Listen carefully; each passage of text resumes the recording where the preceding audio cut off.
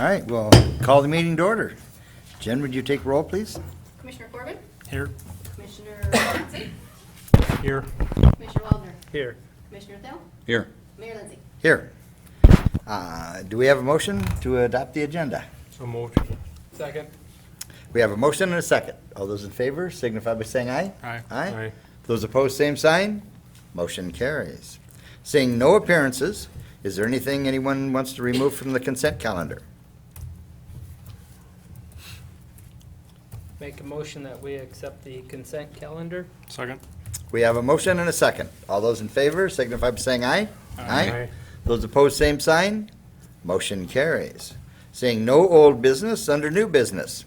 Acknowledge a letter from the South Dakota DOT on the road closure for the project, this listed here, which is Highway 34 and Second Street reconstruction. And Chad, I'm going to have you speak on this. Thank you. I can say a few things, and if I miss any points, Electric Utility Director Lawrence could also add in as well.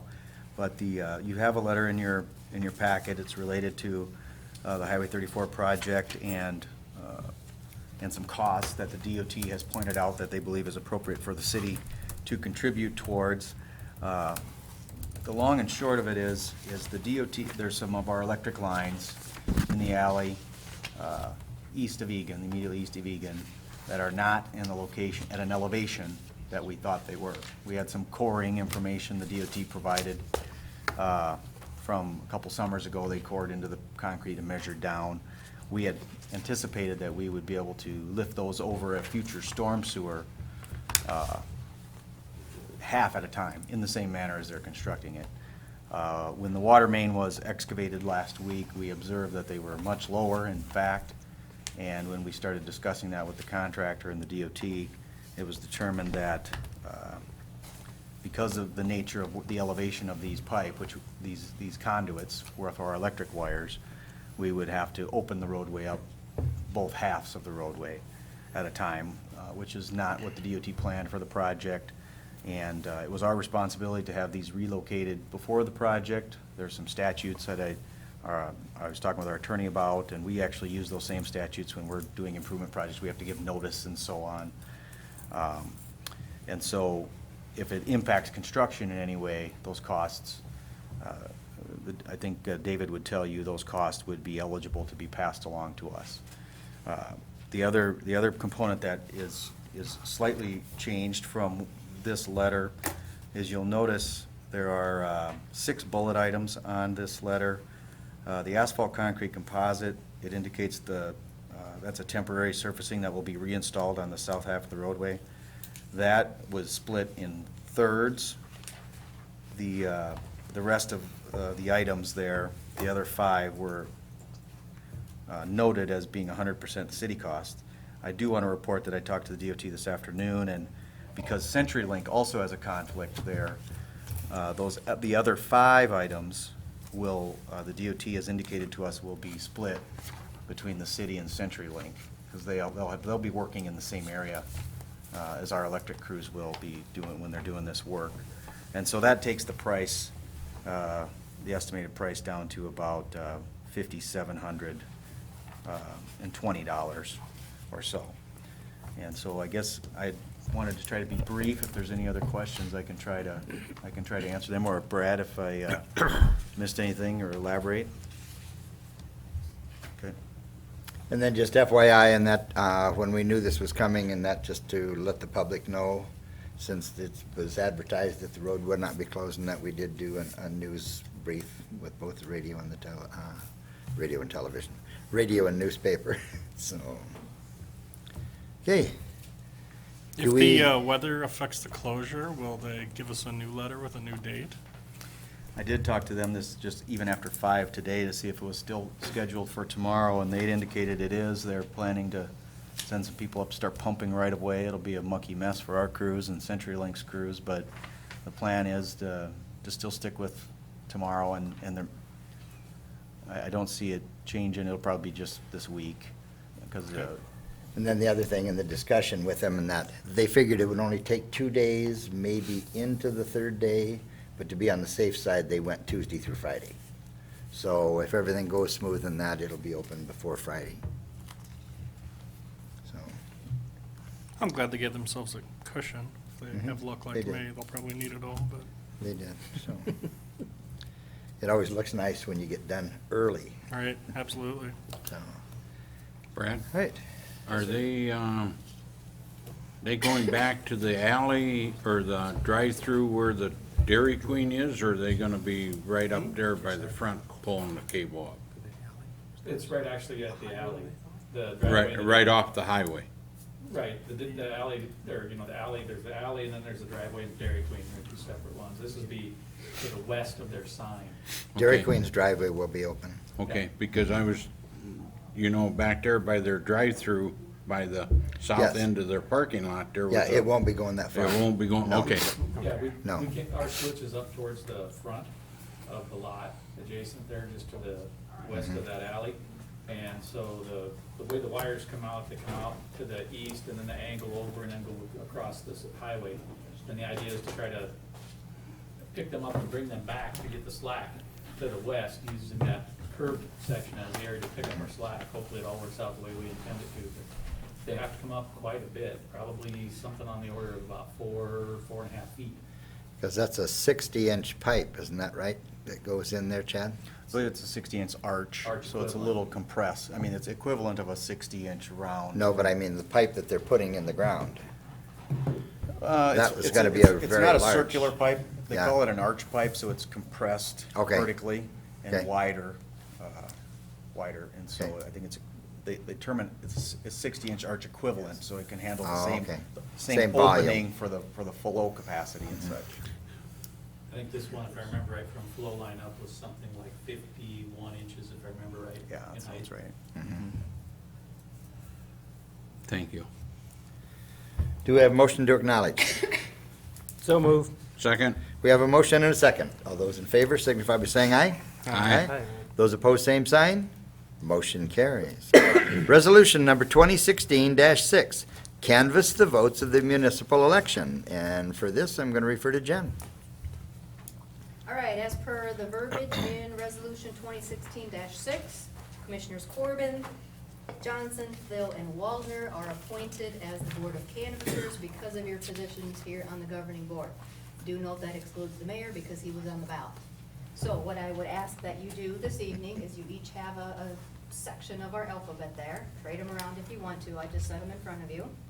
Your duties, please, as the official Board of Canvassers are to open the returns. So open the manila envelope that you each have, please. Inside that envelope should be a poll book and a tally sheet along with an official vote count. Review those documents, please. Satisfy yourselves that the returns are genuine and not forged.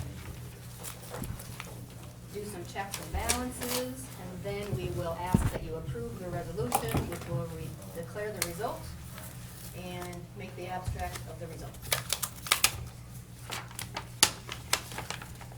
Follow the questions as you please.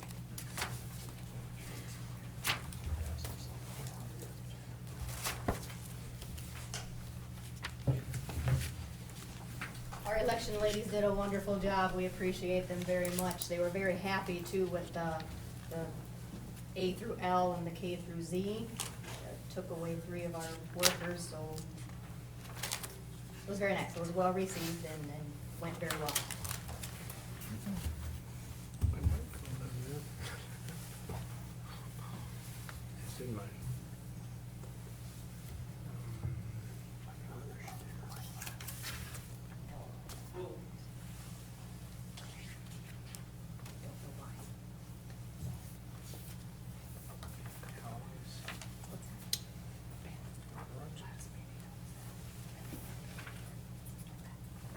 Yeah.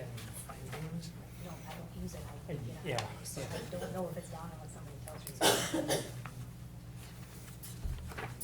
Questions, gentlemen?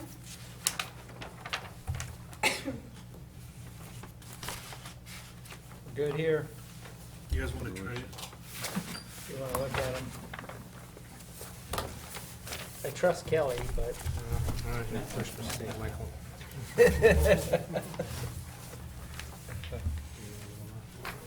No, you swapped. Well, we better give them the photos. I think this was yours, came with it. That says banner on it. Works there, guys?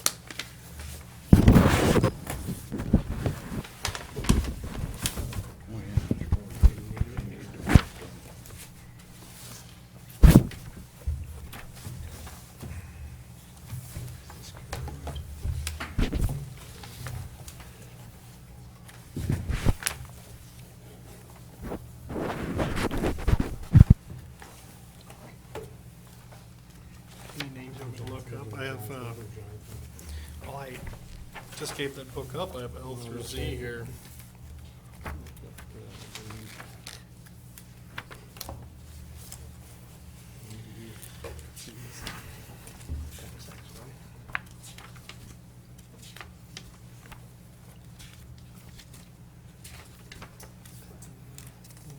Yep, 46.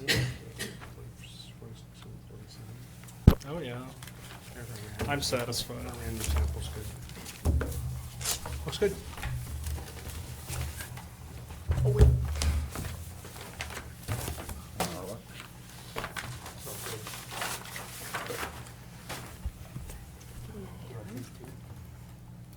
Yeah, that's the one, so,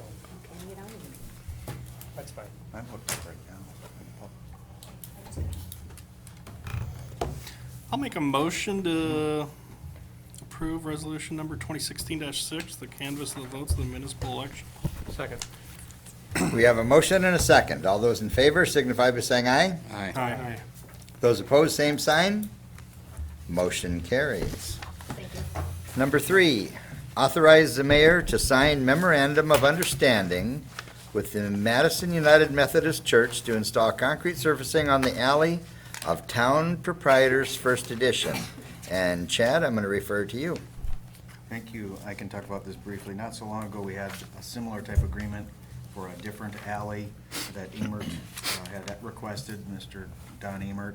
This is for the alley immediately to the east of the United Methodist Church. They are, it's currently covered with surfacing, either concrete overlaid with asphalt or either 100% asphalt, I'm not sure. But the church is going to redo their parking lot, and they just want to put concrete all the way over to or near their building. And so they had asked if it's appropriate to do a similar type of agreement like we've done in the past, where a private citizen is, or entity is paving over the alley, and it lays out the responsibilities and so on of that. So it's very similar, if not identical, to what we've done in the past with where Don Emert had proposed to do that. Of course, it's hard surface now. It'll be hard surface when it's done. Mr. Dennert is here if you have any questions of him, but essentially it's to allow them to replace the surfacing when they redo their sidewalk on the north-south alley immediately east of their church structure. Marshall, have you guys had any issues with water coming in from that alley? Okay. Yep. So Chad, is there going to be a drain in the street nearby there? So if they did a V on that, you know, it would come out and, Yeah, Enter the right street. now, I believe that generally slopes from north to south, and so it runs Mhm. to the street now, and so it will still run in the same manner that it does now. So, and then, of course, the new state project where they've designed the drainage system, it's designed to take the water as it comes water, out. Right, Mhm. yeah. oh, very good. I think we're sloping it towards Hart. Okay, and so we're sloping it towards Hearth, and Hearth flows north generally, and so it probably will. Are you mean the whole parking lot, so it all Yes. goes east? Okay, Yes. okay. Nope, So- sounds Yep. good. Mhm. Probably will slightly decrease the amount of water that actually goes towards the Sure. state highway then. Nope, sounds good. Right now, it pretty much comes south, correct? And, yeah, You'd have to run over there and look right now while it's raining, huh? I have to go over there and look right now. yeah. Yeah. I would Be a good say time to do goes- it. Yeah. Would you say, Marshall, What's that? right now you would say it goes what? It would go towards the south. You Right. see, you'd have to Towards the run over there state while it's highway raining now. to see. Right. It's a great time to go check. Yeah. All right, any other discussion? No. Well, I'd make a Do we motion have to a motion? authorize the Very mayor to good. sign a memorandum of understanding and agreement with the Madison United Methodist Church to install concrete surfacing on the alley of town proprietors first edition. Why do we have to do this? They already have concrete on it. It's essentially to memorialize All right. what's been done, you know, so, right, in the past, it's kind of been limbo, you know, who's responsible for it and such like this, and so they actually approached us and asked it, and I said, yeah, you know, it'd be a good thing, because there are other alleys in town where we don't have such agreements, and we're kind of like, well, who's responsible for it? If we didn't go through an assessment process and then a bidding and installation process, which would clearly make it the city's, then if we didn't go through that, we don't know whose it is. And so this kind of lays out the terms clearly, and it's recorded against the parcels. And so 20 years from now, 30 years from now, people can find this and say, oh yeah, so-and-so's responsibility. Perfect. Second. Hey, we have a motion and a second. All those in favor signify by saying aye. Aye. Aye. Those opposed, same sign. Motion carries. Number 4, authorize the mayor to sign the proposal with Mike Kroger Masonry and Restoration on the Armory Tuck Point brick replacement window caulking. And again, Chad, I'll refer to you on this one. Yes, thank you. There's been discussion in the last several years about the armory and the tuck pointing and trying to keep up on the maintenance of that. Money been put into reserve. And so during the last budget cycle, we talked about it. We didn't know for sure if we'd be ready to pull the trigger on a project. However, we had some pricing estimates and such. Well, Kroger has worked for the city several times before. I think we have a good relationship with him. We trust him. He does good work. And he has an availability to do it now. It's under the bid limits, and so we would propose to do this in a piecemeal with whether it's in 3 or 4 years to go around and try to tuck point the entire armory to keep the moisture from entering. That's one of the biggest thing, and replace needed bricks and such like that. And so the proposal is to accomplish the north face that seems to be in the worst condition, and then work in subsequent years around as necessary. That's the long and short of it. I can try to answer any other questions. There's a couple agenda items all coupled with this, of course. But that's the main part of trying to hire Kroger to go ahead and do this. Okay. And the money is in reserve, and further down in that, we will address that. So, do we have a motion or discussion? I'll make a motion that we authorize the mayor to sign proposal for Mike Kroger Masonry and Restoration Incorporated for armory tuck pointing, brick replacement, and window caulking. Second. We have a motion and a second. All those in favor signify by saying aye. Aye. Aye. Those opposed, same sign. Motion carries. Number 5, authorize the mayor to sign a letter of contract with Banner and Associates on the armory tuck pointing, brick replacement, and window caulk. And again, Chad, I'm going to refer to you on this. Sure, I can try to answer questions. What this is I would call this a nominal cost to try to hit a certain level of confidence that the proposed work we're doing is being done at the right time. Banner has professionals who are well-versed in tuck pointing and structure conditions and such like that. And I think they would be able to look at this and say, among other things, review the type of products we're looking to put on here, review the structure first itself, have a site visit, and say, you know, we think this is the right improvement, or maybe we shouldn't do this or should do that. Just ahead of getting into the work with Kroger. I think this is a good peace of mind. I don't know that we would have to, I rather doubt we would have to do this multiple times if we do this in 4 phases, because they'll look at it this one time and we'll be done. But for the type of investment we're looking at, I think it's a prudent investment for checking and making sure that we're doing the right improvement. And on my copy, and that it did not print off the total amounts correctly. It left off the last side.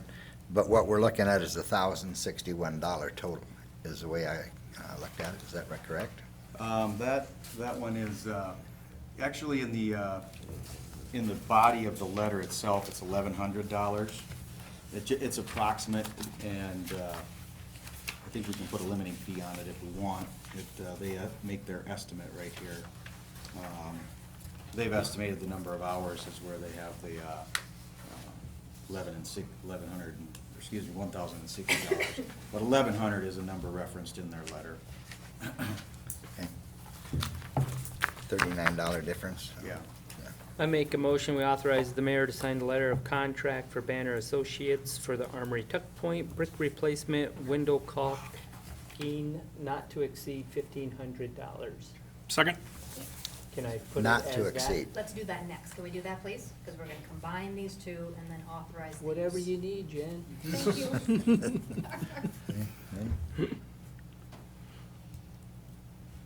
Okay, Do we have a second? Second? Okay. Okay, we have a motion and a second. All those in favor signify by saying aye. Aye. Those opposed, same sign. Motion carries. Number 6, authorize the use of the Armory Reserve to tuck point, brick replacement, and window caulking. And again, I'll refer to Chad on this one first. I can say a few things, and then Jen And then can. Jen. If you add the two prices together, it's $36,200, basically, yeah, $36,230. With the contingency, you noticed in the Kroger proposal that there's a plug, an adder, and a deduct for the number of bricks, because you don't know for sure how many bricks until you get up there and start working. We do have a clause in the proposal that indicates he has to get approval from us, so he can't just start throwing in bricks and really escalate the cost without our knowledge. And so I would propose that we have a little bit of a contingency in there, and for $40,000. That's still well within our bid limit, and we should be able to get that north face for sure done for that amount. And that'll cover the banner part too then, right? Yes. Okay. Mhm. Up to 40, if you would, please. There is $65,950 in the reserve right now. I Well, guess before we go any farther, I guess I'd like to know if it'd be possible if we could just eliminate the middleman of Banner and just figure on having Kroger check our buildings and see if they need tuck pointing or something, because he's always been fair to us, and I don't know, he might charge us more than what Banner is, and we could always go back to Banner, but it's just something for the rest of you guys to think about. He's got to get up there and do the work anyway. He'd know what he's looking at. I like the idea of having the third party in there. If when a situation were to come up, we'd have somebody that could give us an expert opinion on it. I'm comfortable using Banner on this project. We'll see how it goes. We Yeah. have 3 other sides to the armory, so. On this particular project with Banner, they don't really have any future gain in the project, and whereas Yeah. Kroger certainly would. And like you said, I think the company, I think they've treated us well in the past, and I know they're one of the few tuck pointers that are still around, and I think they did some stuff for the county maybe. They did other their rock buildings walls and- around their right-of-way line there. Yeah. He did all that for them. So, Well, and one of the things that Banner would probably look at and specify too, and that is the grout and the consistency and that would be needed to go, that would be complementary to the grout that's currently in there. So. And we want to we just want to make sure we're doing the right type, the type N or type S. There's different additives you might be able to add, and if they can give for reasonable, I'd say reasonable, it's still dollars, so I don't take that lightly. It's just I would propose it's another check for us to look at, and I guess like you said, Mike, too, that they don't really have anything to gain. They're not looking at this ahead of time and recommending this, or that we hire them to do it or anything. But I think it's a good question to ask and talk about, though. I make a motion that we authorize the use of the Armory Reserve Fund for tuck pointing and window caulking. Up of to- $40,000, Up to. up to 40,000. Second. We have a motion and a second. All those in favor signify by saying aye. Aye. Those opposed, same sign.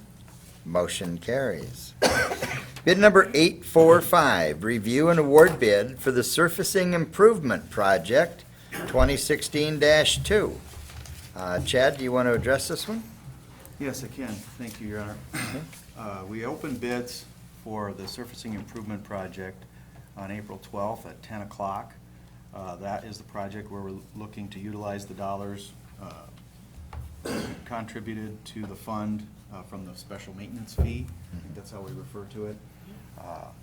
And we have what we believe is enough funds in there to accomplish a project this year. And we looked, as a little side note, we look to have those projects every other year or so. And depending on pricing, which getting to this bid, I'm very pleased with the pricing. We had 6 bidders on this project, a good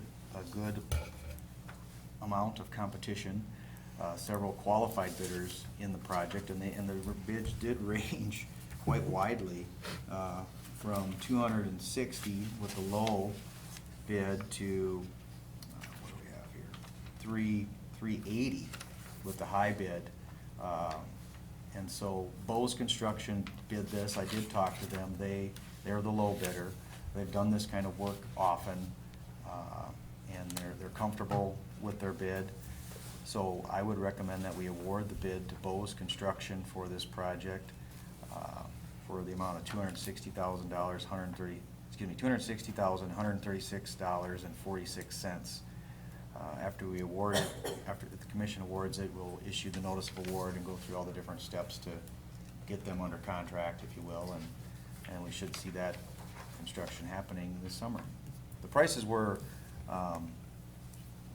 even below, this is the first project of this type, and so they were even below the my estimate, so I was very pleased by that. Sometimes you get a little concerned when you're doing something for the first time, and if the bids continue to come in at this rate, I think we can increase the amount of work we can do, certainly, as we start to zero in on good numbers, so to speak. Repair more streets at a quicker rate. Yeah, yeah. You said the other day they all had their bid bonds?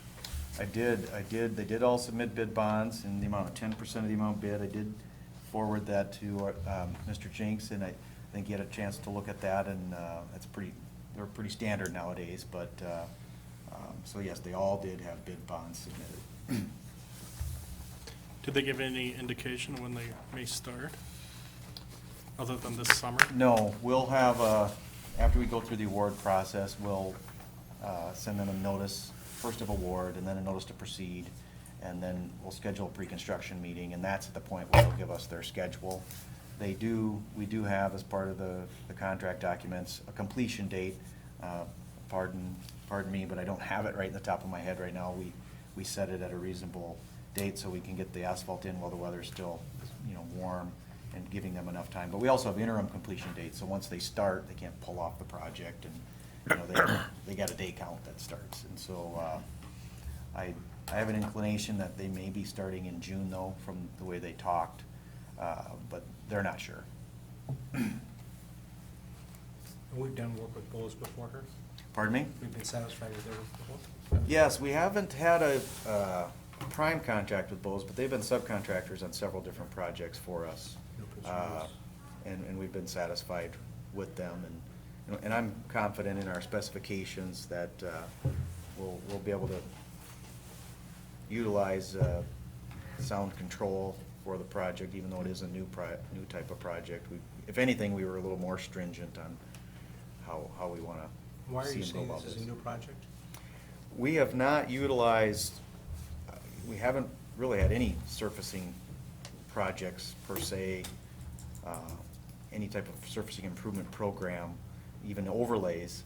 We've had a few since I've been here, but this one is more of a remove the entire surfacing section, asphalt, granular, and then some into the base material, and then we're gonna use a geotextile fabric. That's the new part.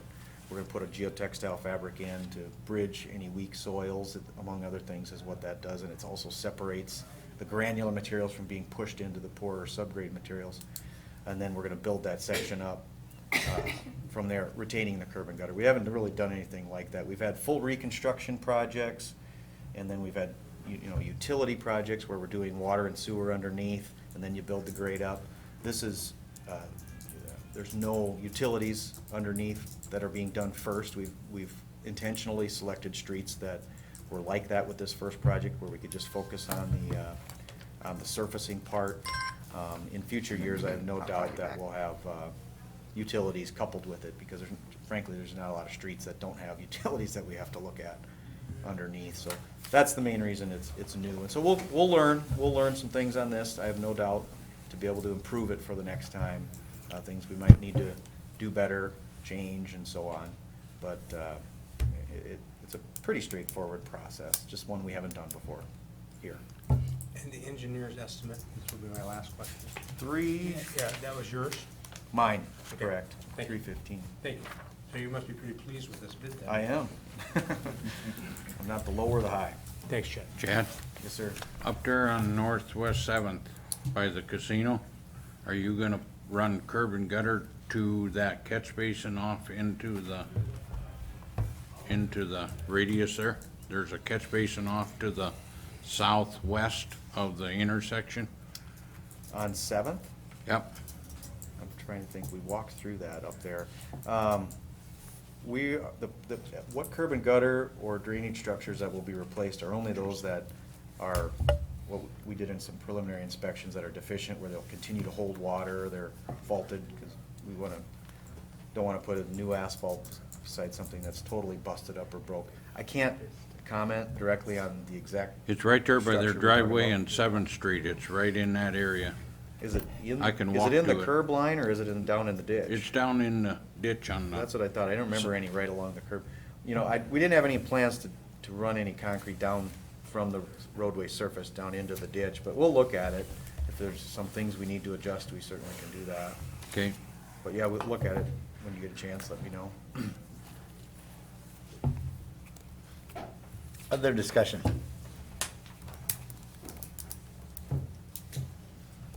Do we have a motion? I make a motion, we hire Bose Construction out of Brookings for bid number 845 on the surfacing improvement project number 2016-2. Second. We have a motion and a second. All those in favor signify by saying aye. Aye. Those opposed, same sign. Motion carries. Number 8, approve the volunteers for the Lake County Electronic Recycling Drop-Off Event. Fred, do you want to address this one? We've got the same group we had at the last two actual drop-off events. Living Hope Wesleyan Youth Group. They do a real good job for us, and their names are here on the agenda, so I don't see any problems with these folks at all. Must not, if they kept them for the last couple of years now. They keep volunteering. They're Johnny on the spot with the volunteering at this thing. They really want to do it, so Very good. I'm not going to turn them down, that's for sure. Mhm. I move to approve the volunteers set before us for the Lake County Electronic Recycling Drop-Off Event. Second. 23rd, Kent, second. 20th. We have a motion and a second. All those in favor signify by saying aye. Aye. Those opposed, same sign. Motion carries. Number 9, authorize the mayor to approve a GIS Trimble quote. And Chad, I'll ask you to address this. Yes, thank you. The city electric department, we've been using some equipment of theirs for, it's a data collection unit that's used in conjunction with our, a GPS unit that's used in conjunction with our GIS system. They are going to be utilizing their equipment, and we won't have use of it anymore, and so we're now in need of having a piece of equipment. It's called a GeoXH from Trimble, and it's a GPS unit that also will work with our GIS, and it also has some capability to take pictures, which is one of the biggest things that ours, the one we currently use from the electric department, does not have. And so with their increased use and our increased use, we had to have our own unit, and it we've got some pricing from this company, Compass Tools, that you see in your packet. Actually, you have one in your packet, but I have an updated one which just zeroes in, if you will, on the exact unit we're getting, or would like to get. It, among other things, it will increase the efficiency in which we do our sidewalk inspections. That's probably one of the items we use our GIS currently for the most, because by and large, we've collected all of the infrastructure systems, except the electric, rather completely. But every year, it takes a week or two for one of the gentlemen in my office to go out and take, do the sidewalk inspections, and there's usually 100 to 150 or so locations, individual locations. He had estimated that if he had the capability to use the camera part, it'd probably cut his time in half, because it automatically links it to the database and brings it in, and it would also probably, you know, I would say, increase accuracy as well. And so, kind of cutting to the chase, we don't have use of equipment like this anymore.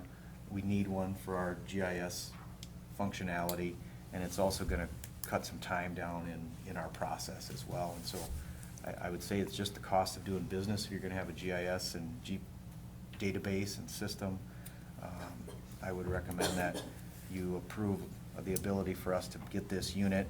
It's a used unit, so there's a 30% discount, and then there's some software as well that we need to upgrade. That's about a $500 item. So the total expenditure for these two, the software and this equipment, would be just under $6,300. I've talked to a couple of you about this, but I can try to answer any other questions. As far as funding goes, that's the next item on the agenda. Maybe it'd probably be appropriate for me to talk about that a little bit. You may recall we're partnering with Lake County for aerial photography. We had $28,000 in reserve for that. We started building that immediately when we got our photo years ago at about $3,500 a year. And so we've been, as you can tell there, we've been collecting it for several years, or building it for several years. Well, now we're looking at a significant savings by partnering with Lake County, to the tune of, we probably will only need to spend about $15,000 from here forward over the next 10 years. So obviously, we have enough in reserve to cover that. The $28,000 should cover the $15,000. And so I am proposing, because they're related, your aerial photography and your GIS, to take this $6,300 from that reserve that we've been building for our aerial photography for that. And so that's a little bit about both of these items together. And I don't know, Brad is very, very good at GIS. If he can add anything about comments on this equipment or any processes, you sure can, if you wish. Good evening. I can tell you that from my experience, that the one thing you opened up every day on the computer when I was in, Director of Public Works chair, was your GIS system. And the information that's on there is invaluable. And when it becomes really invaluable is when you have a catastrophe, whether it's a blizzard or a flood or whatever, and somebody says, "Where's this valve at?" It's underwater. I can't tell where it's at. You give them the GPS coordinates, they can walk out in water and find it. And we did exactly that during the flood. We had a gentleman come through and do all of our water valves, sewer and all that stuff, and we had to go out and find them when the water was already up over top of the valves along the riverfront, so we could shut off the valves and contain control of our system in the case something broke on the riverfront. And so they were out in chest waders, going out there turning valves. I got pictures of guys out there turning valves on and off in chest waders, but the way they found them was with the GPS.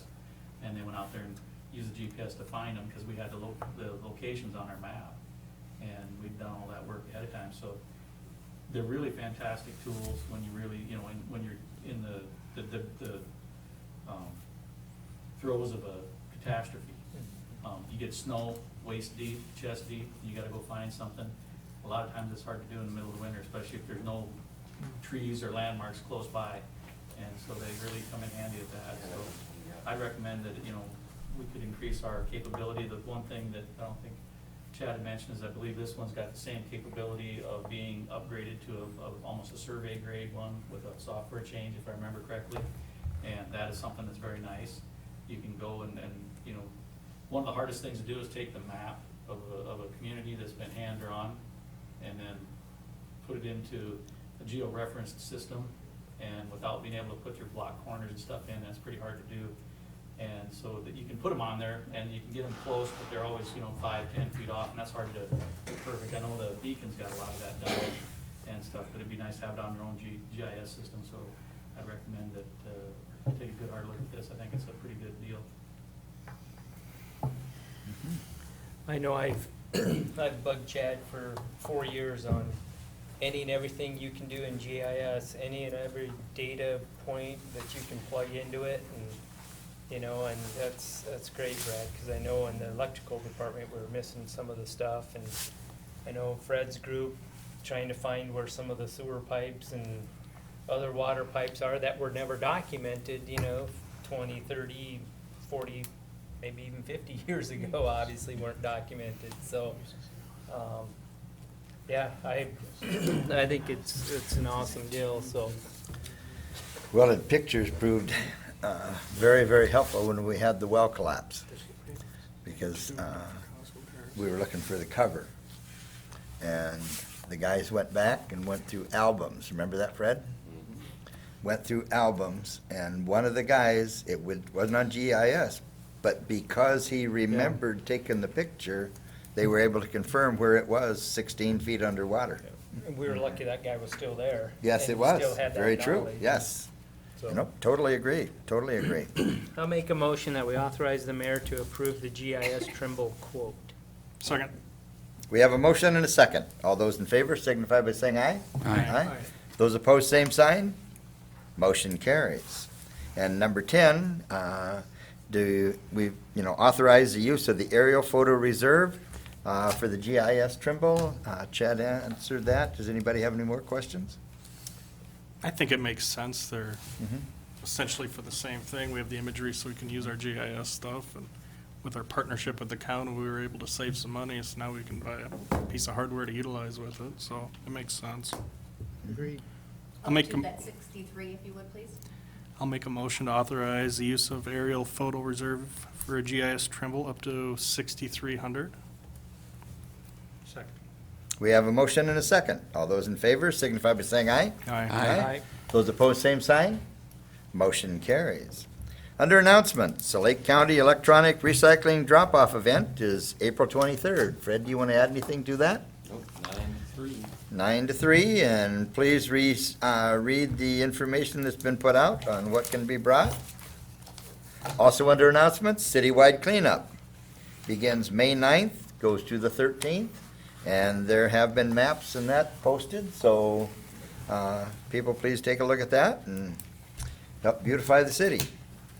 With that, seeing no executive session, do we have a motion to adjourn?